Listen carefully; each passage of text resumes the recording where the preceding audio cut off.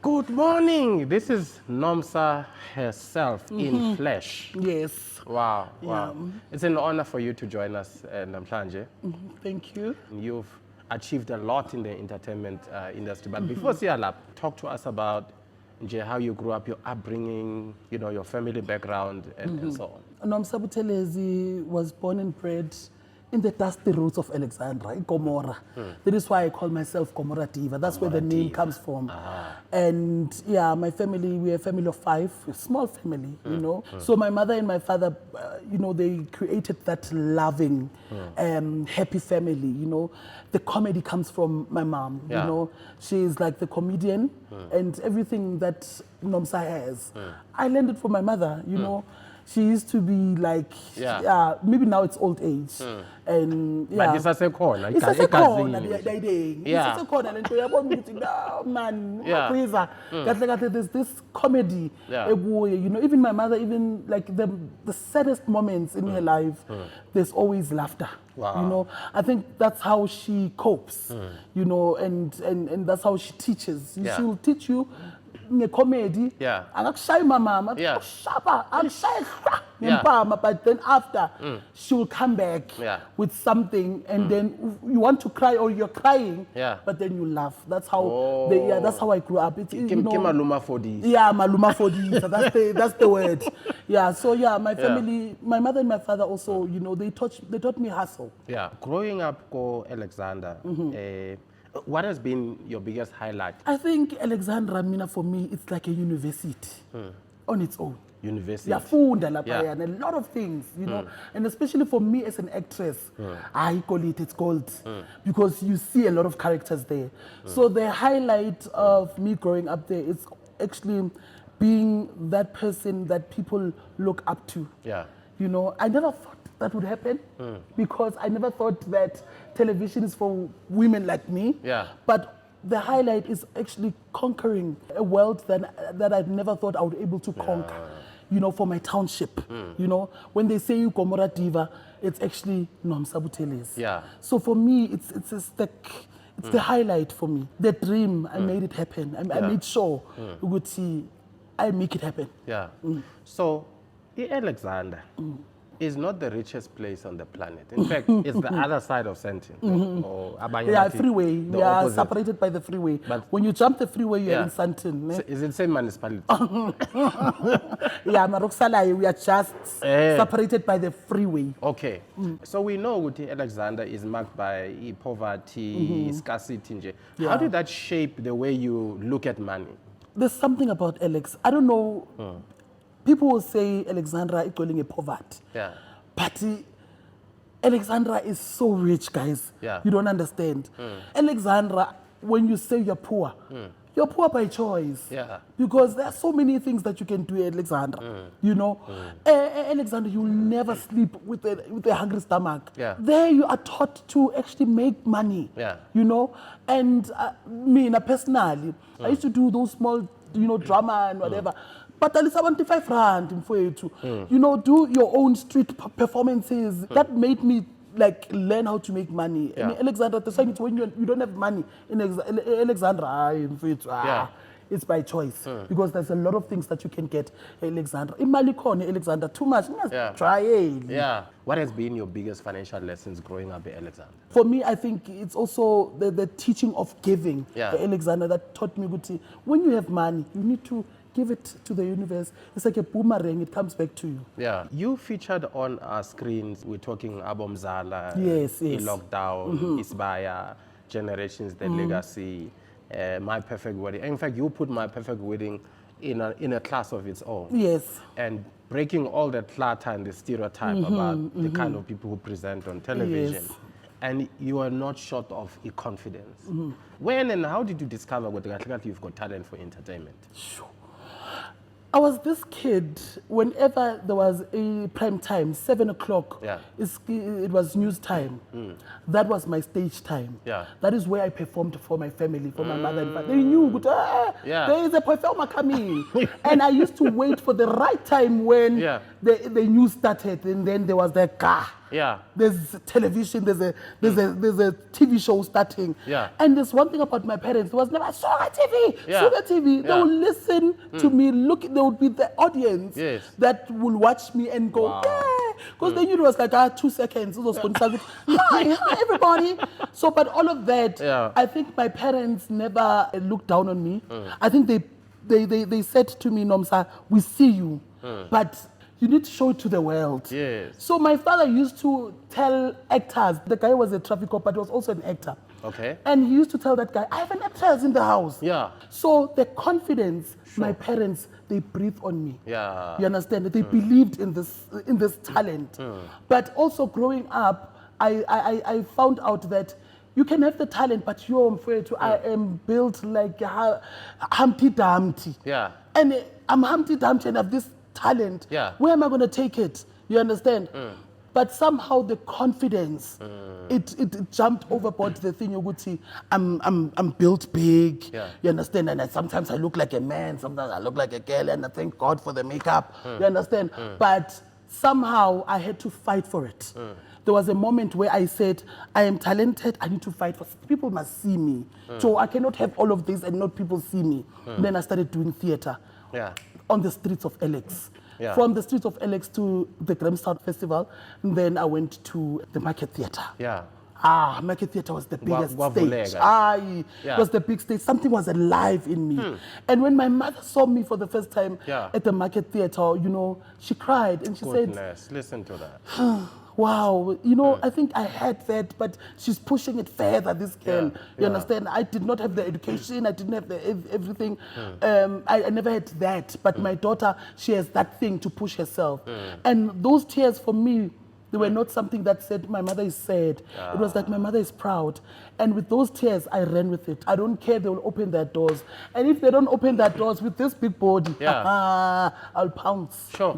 As I've got goosebumps just listening to you and hearing how, you know, your parents had so much confidence. Too much. They were actually depositing this thing. And, too much. And they too were much. your encouragement. So when you look at all the shows you've done, which one would you say is the biggest career highlight for you? For me, I would say Our Perfect Wedding. Okay. I started the show, I wouldn't say they hired me by default. Okay. But the presenter was sick. Oh, the original. The original. Yeah, was sick, you know. And they thought, you know, we need another presenter. Yeah. Because she's sick to and whatever, to stand in. Yeah. And they called me. And I went to the audition. I looked like a, I don't want to say the word, but you know the girls from Hillborough. I had this piercing. I was wretched that day. But anyway, I went there and I did the audition. And I was like, no, man. OBW is for the beautiful girls. Yeah. You know, all the presenters of OBW they're beautiful. They will never, you know, choose me. And then I had the conversation with the producer, and then the producer was like, are you available every weekend? I'm like, I'm available. What do I do? I'll be drinking beer, Alexandra. I'm tired. And then they said, we're thinking about you. We're thinking about you. But no, go home. We'll have a meeting. I think the next day, my agent called me and she said, you got the job. And that on its own was a winner for me. A girl growing up in Alex with nothing but only a talent, a belief, and you know, the whole community on her shoulder. I'm going to go there. So OPW made UNOMSA. Somehow it put me there because of, from that presenter who was chosen because the other one was sick. And also being body shamed after being on the show. I had to prove to South Africa that I'm beyond my body. Listen to that. You understand? I'm beyond my body. I can do this. That, the body shaming and all of those things, I'm afraid it's music to my ears. It's music. I mean, it doesn't take me down anymore. Because I know when you do that, when you say fat to Nomsa, it's like you're doing a charge, you're charging me up. And I'm going to go up and I'm going to go beyond you. And if you think you're beautiful, I'm going to come back and I'll look like Naomi Campbell. More than you. Because in a way, that was motivation for me. You know, you went through some very tough challenges in life, like what you just explained now with body shaming and all that. You know, but over and above that, you went through some tough challenges with having to navigate grief and anxiety, having lost your father, your brother, and your partner.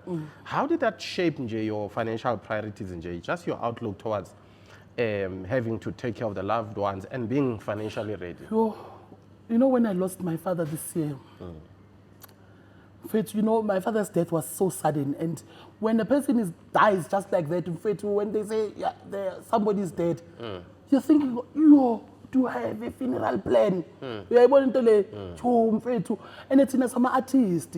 Money comes and it goes, and you know, we're not like sabom cozy. We are street vendors. Yeah. But when he died, it made me aware, sometimes in fact, we have to look at isn't it important, you know, have your life covers, have your things that you know, if anything happens, on a financial, you know, backup somehow. And funerally I came, it was not really that tough because my father was a township icon. So when a township icon dies, obviously people will come in. And there's one thing that one actress called me, what gave me, Nomsa, you lost your father. And you know what? Family is looking at you because you are the celebrity of the family. They will know which are we have I'm like,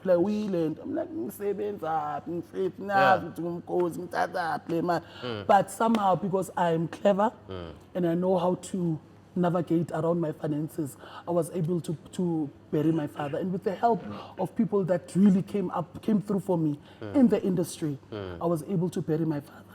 Yeah. So you were also cited by media, you know, lamenting, you know, how a lot of public figures would actually die in poverty and having to rely on crowdfunding for burial and all that. Can you talk more on that? People don't pay us. People don't understand. And the problem is celebrities don't talk about this thing. Yeah. They are embarrassed. The only thing that they know, I'm not saying everybody, but so, like there's this thing that celebrities paint, you know, when you're bowling, baby, you're drinking your champagne, yeah. You understand, just to show. Yeah, so much, but we hire boxes. We hire boxes. But for celebrities to talk about finances, to talk about how they're paid in the industry, pay artists on time. They'll be able to do their things. Yeah. If you don't pay me on time, policy you know, I did the work. Pay me. Yeah. You understand? And kunabanye abantu who believe in the silence because they feel ugutim. It's gonna like it means that it's why kuluma and stuff. But if you pay your artists well and you pay them on time, they won't have problems. Because abanye, you don't pay them on time, they go to Mashonis because they need to go to the all white. And when the money comes, you have to pay Mashonis that money. So it's spending mali yakona. So it comes what is a depression. Yeah. So if people on television or you know your public figures can be more vocal about their finances. Yeah. I think dying as a pauper, it won't be that, like the way hiding a corner, you know, because I died today. It is please no my malin because I really did not. Somebody did not pay me, and even after my death. They won't pay my family that money they owe me. Because they wouldn't know. They don't know my invoice. So sometimes that thing of being paid late, it's a problem. Sure. And they don't talk about it. And they still have to live the life of being a celebrity. And they go to Abu Mashonis, they lend money or they go to somebody. When the money comes, they pay people. Already spent. By depression, you die as a pauper. That's very painful. That's very painful. So, you know, because of someone who's been very outspoken about the importance of a celebrity or even people in general if you not recover but kunenye criticism especially for abantu abamnyama ukuthi sifocus kakhulu ku funeral cover and that thing I'm sorry for saying that thing. I mean what I meant was it's just for burial. That's all. If for example Monto Shonile he breadwinner and Aguna life cover. Then what happens again after funeral? Abantu badlile bahambile nje. So I want to find out from you, how familiar are you with funeral cover and a life cover? Thank you for that. Thank you for that, because I was speaking about that last week. I was like, you know, people have this tendency when a celebrity dies, or maybe when a funeral go celebrity, they feel good. Oh my God, we're gonna see a coffin that has wheels and wings. Okay, you bury me with a coffin with wheels and wings. After that, what are my kids going to eat? Their wings are going to tend to be my hot wings. You know, next. At the end of the day, they will not get anything after the funeral. After 7 days of those things, people come in with amati and amakeke and their songs as depressayo. After that, my kids are left with nothing. I believe in life cover. Yeah. In life cover, it gives you peaceful sleep at night. Yeah. If anything happens to me, my kids are gonna have something. Yeah. So, I would always say, yenze burial, be dignified, but not too expensive. Yeah. You understand? Abantwana batholi life cover, batholi imali, they continue their lives. They go to school, they have something, it will push them. Mara, why do you think abantu abamnyama sifocuse kakhulu ku burial nje, abantu badle bahambe abantwana bakhona ukuya esikoleni, income ayisekho, whereas i-life cover could have replaced the income ukuthi impilo ichubeke. Inkinga yethu yini? Pressure. There's this thing of saying, I want to show people that I am, or Nomsa was. So I'm going to show them with a coffin or a maki or nan. If they could just say, I get this money from the insurance. I bury Nomsa with this money. Then it will push us until the life cover pays. Yeah. You understand? So you do calculations. So abantu abamnyama, pressure, they want to show off. Yeah. But at the end of the day, the plates are empty. Yeah. Right after the 7 days, I tell you, the plates are empty. Depression is in. Mntana sekhaya, young kid is upside down. Sometimes they even sell the house. Before Maharaf. Before Maharaf, Mntana sekhaya, there's already a sign outside for sale. Yeah. Any into that you were quoted on was your concern about artists nabantu nje who couldn't buy food after COVID, the pandemic and all that.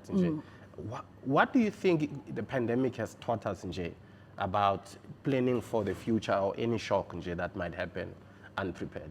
Be covered. Yabona, there's this thing, I don't know where you know it. Why are we paying insurance? What if I die after 60 years? Or what if I die after 70 years? Eventually it's gonna come.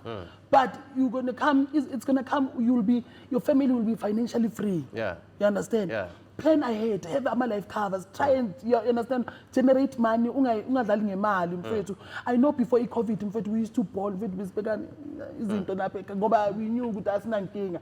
But COVID taught us ukuthi save money, be wise, stay covered, have insurance somehow mfethu. Because there are covers as unemployment. Imagine if you're paying insurance, cover your unemployment.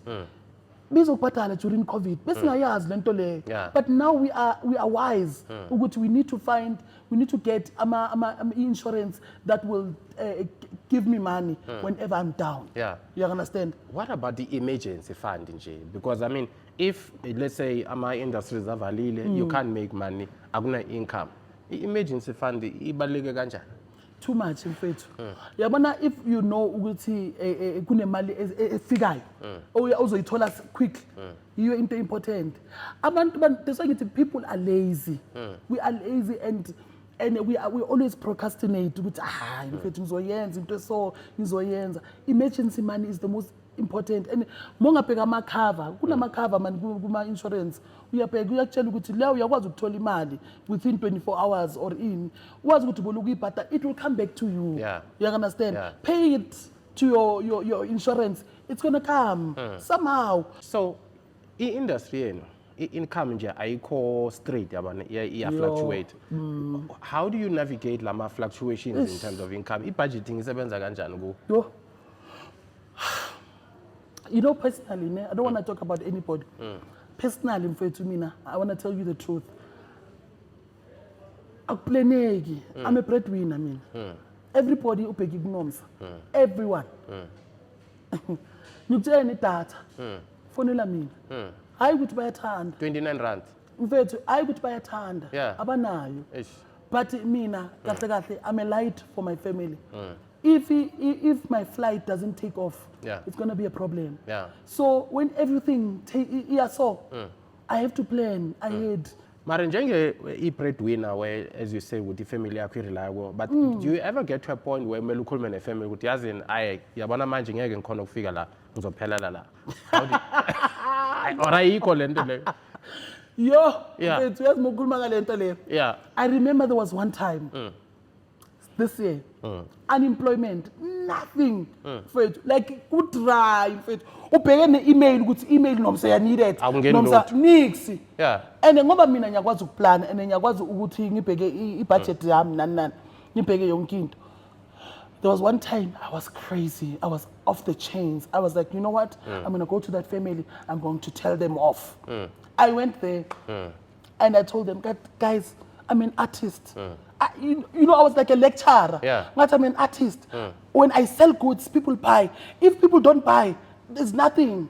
So I don't have money right now. I don't have employment. You understand? They don't understand. They don't understand. They don't get it. When you tell them that, they think monologue, and it's the truth. You don't have money.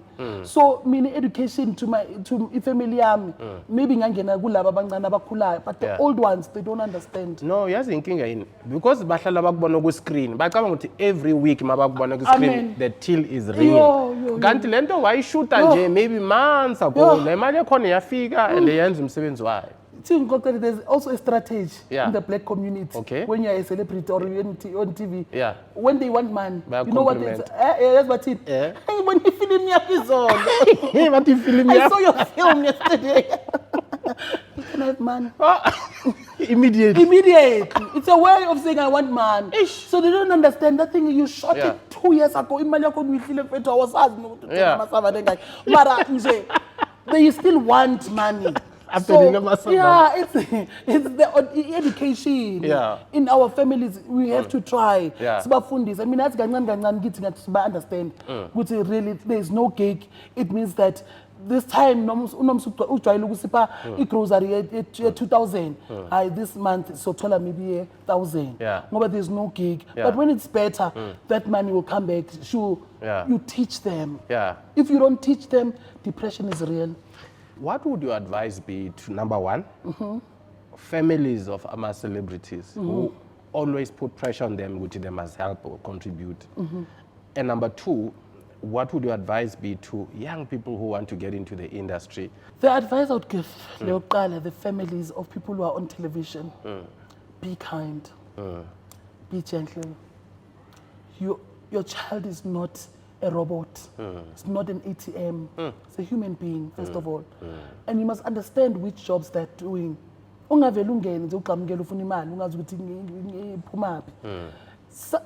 don't know families good. They go to an extent of going to loan sharks to get money for them. There are people who are in debt, like deep. But there's nobody they can tell because nobody listens to them. There's this thing of television. They must just be kind and learn because at the end of the day, they are going to lose their kids to drugs, alcohol, depression. And they must stand their ground.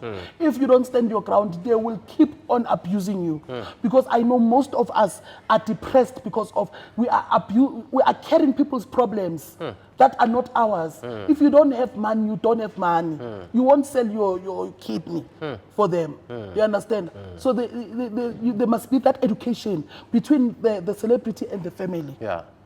And ladies too, of the young kids who want to come to the industry. They must go to school. They must go to school. Yabona le industry but you don't study a talent. People want to come in.